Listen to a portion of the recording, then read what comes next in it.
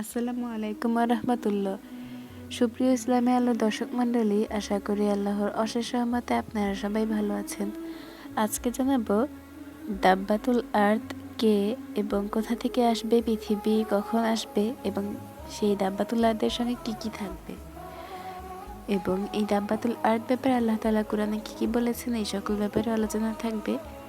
ইতিমধ্যেই আমি আমার চ্যানেলে এই ব্যাপারে একটি শর্ট ভিডিও ছেড়েছিলাম কিছুদিন আগে, চাইলে ওখান থেকেও দেখে আসতে পারেন। ওখানে একদম শর্টভাবেই বলে দেওয়া হয়েছে, কিন্তু আজকে এই ভিডিওতে বিস্তারিত সকল বর্ণনা আজকে আলোচনা করব।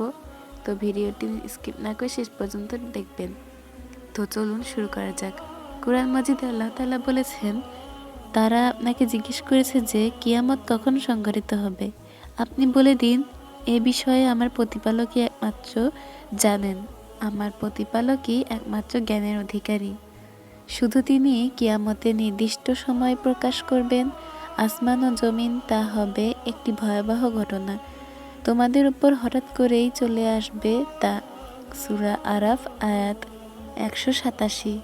মুমিন ব্যক্তিরা শুধু বিশ্বাস করে দুনিয়ার জীবন ক্ষণস্থায়ী, আখিরাত হলো মুমিনদের প্রকৃত জীবন এবং চিরস্থায়ী ঠিকানা।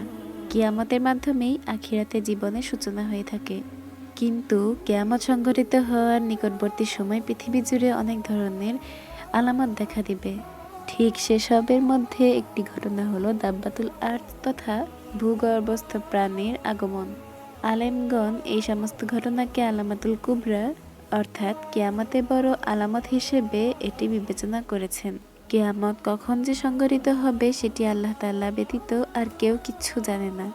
একদিন এমন হঠাৎ করে চলে আসবে কিয়ামত, সেটা মানুষও টের পাবে না। কিন্তু আল্লাহ তাআলা কিয়ামতের কিছু আলামত হিসেবে অনেক কিছুই বলেছেন।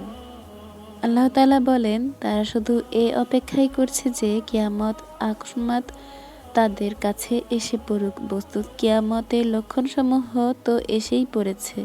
সুতরাং কিয়ামত এসে পড়লে তারা উপদেশ গ্রহণ করার কেমন হবে। সূরা মুহাম্মদ আয়াত 18 নম্বর। কিয়ামত প্রকাশ হওয়ার অন্যতম একটি আলামত হলো দাব্বাতুল আর্থ এর আগমন। এই প্রসঙ্গে আল্লাহ তাআলা কুরআনুল কারীমে ইরশাদ করেছেন, যখন প্রতিশ্রুতি সমাগত হবে তখন আমি ভূগর্ভ থেকে এমন এক জীব নির্গত করব যা মানুষের সঙ্গে কথা বলবে ও কারণে যে মানুষ আমার নিদর্শনসমূহে বিশ্বাস করত না। সূরা নামল আয়াত 82। আব্দুল্লাহ ইবনে ওমর রাদিয়াল্লাহু তাআলা আনহু থেকে বর্ণিত, নবী করিম সাল্লাল্লাহু আলাইহি সাল্লাম বলেছেন, কিয়ামতের প্রথম নিদর্শন হলো পশ্চিম দিক থেকে সূর্য উঠবে এবং চাষতের সময় একটি জন্তু মানুষের নিকট বের হয়ে আসবে। এই দুটি যে কোনো একটি প্রথমেই প্রকাশ পাবে এবং পরক্ষণে পরেরটিও দ্রুতভাবেই প্রকাশ পাবে।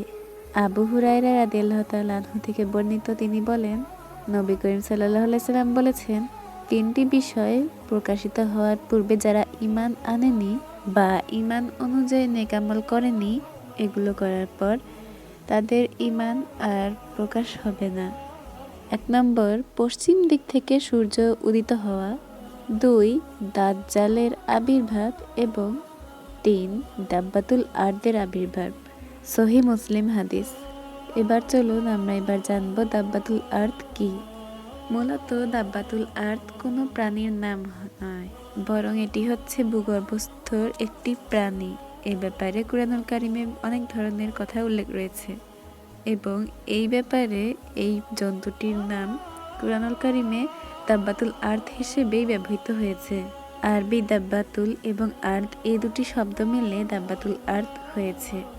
দাব্বাতুল শব্দের অর্থ হলো ভূপৃষ্ঠে চলাচল করার প্রাণী এবং আর্থ শব্দের অর্থ হলো ভূপৃষ্ঠ বা ভূপৃষ্ঠে মানুষ বসবাসকারী এর অংশ বা অন্যান্য বা যে কোনো নিম্নমুখী স্থানকেও আর্থ বলা হয়। সুতরাং দাব্বাতুল আর্থ হলো ভূপৃষ্ঠ বা মাটি যে কোনো কিছু থেকে বের হওয়া প্রাণী বা চতুষ্পদ জন্তু। প্রিয় দর্শক, এবার আমরা জানবো দাব্বাতুল আর্থ কখন এবং কোথা থেকে বের হবে এবং এর সঙ্গে কি কি থাকবে। দাব্বাতুল আর্থ ব্যাপারে কুরআনুল কারীমে একটি আয়াত রয়েছে, তাছাড়া তেমন কিছুই বলা হয়নি। এমনকি সহিহ হাদিস থেকেও এই ব্যাপারে কোনো কিছুই জানা যায় না, কিন্তু সাহাবায়ে কেরাম থেকে এ বিষয়ে কিছু কিছু বর্ণনা পাওয়া যায়। আল্লামা তাবারি রহমতুল্লাহ আলাইহি সূরা নামলের ৮২ নম্বর আয়াত থেকে তাফসীর ব্যাপারে বেশ কিছু আলোচনা করেছিলেন যে প্রখ্যাত সাহাবী আব্দুল্লাহ ইবনে ওমর রাদিয়াল্লাহু তাআলা আনহু বলেন, কিয়ামতের নিকটবর্তী সময়ে যখন মানুষ সৎ কাজের আদেশ ও অসৎ কাজের নিষেধ করবে না, ঠিক তখনই দাব্বাতুল আরদ বের হয়ে আসবে। এবার চলুন জেনে নেই পৃথিবীর কোথা থেকে দাব্বাতুল আরদ বের হবে। এটা অধিকাংশ মানুষই জিজ্ঞাসাবাদ করেন, তো চলুন জেনে নেই। আব্দুল্লাহ ইবনে ওমর রাদিয়াল্লাহু তাআলা আনহু বলেন, মক্কার সাফা পাহাড় ফেটে এই প্রাণীটি বের হবে। কিন্তু কিছু কিছু মতে একজন বলেছেন যে এই প্রাণীটি মোট ৩ বার ফেটে বের হবে। প্রথমবার গাছপালা ফেটে বের হবে, কিন্তু তখন প্রাণীটি আবার অদৃশ্য হয়ে যাবে।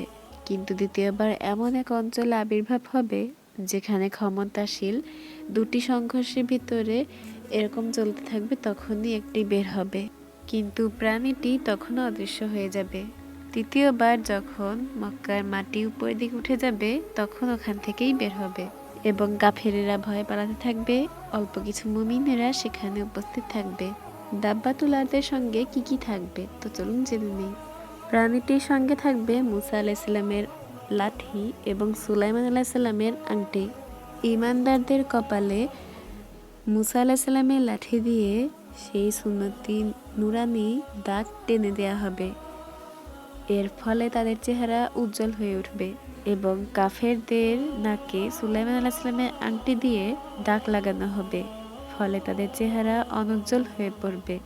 তখন অবস্থা এমন হবে যে কোনো খাবারের টেবিল বা দস্তরখানায় একে অপরে কুফরি এবং সমালোচনা করতে থাকবে। আল্লাহ তাআলা বলেছেন যে যখন প্রতিশ্রুতি সমাগত হবে, তখন আমি ভূগর্ভ থেকে এমন এক জীব নির্গত করব যা মানুষের সঙ্গে কথা বলবে, এ কারণে যে মানুষ আমার নিদর্শন বিশ্বাস করত না। সূরা নামল। আল্লামা আলুসি রহমাতুল্লাহ আলাইহি বলেন, এই উল্লিখিত কথাটি, এই আয়াতটি হবে দাব্বাতুল আরদের কথা। প্রিয় দর্শক, এবার আমরা জানব দাব্বাতুল আরদের আকৃতি কেমন হবে। প্রাণীটি সকল মানুষের কাছেই পরিচিত। সকল ধরনের প্রাণীর থেকে একদম ভিন্ন প্রকৃতি।